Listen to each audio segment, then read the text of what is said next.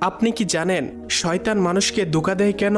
তো আল্লাহ তাআলা যখন শয়তানকে জান্নাত থেকে বের করে দিলেন, তখন শয়তান আল্লাহ তাআলাকে বলল, আপনি এই মানবজাতির জন্য আমাকে জান্নাত থেকে বের করে দিলেন, আপনার ইজ্জতের কসম, আমি আজীবনকাল এই মানবজাতিকে ধোঁকা দিতেই থাকবো।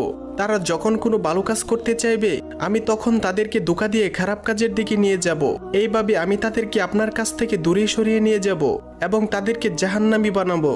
তখন আল্লাহ তাআলা শয়তানকে কি বলেছিলেন তা জানার আগে আপনি যদি মুসলিম ভাই বা বোন হয়ে থাকেন, তাহলে ভিডিওটিতে একটি লাইক এবং চ্যানেলটি সাবস্ক্রাইব করুন এবং আপনার সুন্দর নামটি কমেন্টে লিখে যান। তখন আল্লাহ তাআলা শয়তানকে বলল, তুই সারা জীবন আমার বান্দাদের ধোঁকা দিবি, তাদেরকে বিভিন্ন প্রকার গুনাহ করাবি, তাদের মুনাফিক বানাবি, তাদের বেনামাজি বানাবি। কিন্তু আমার বান্দারা যদি জীবনে একবার হলেও তাদের গুনাহের প্রতি অনুতপ্ত হয়ে আমি আল্লাহর কাছে 2 ফোঁটা চোখের পানি ফেলে ক্ষমা চায়, আমি আল্লাহ তাদের জীবনের সমস্ত গুনাহ মাফ করে দেব।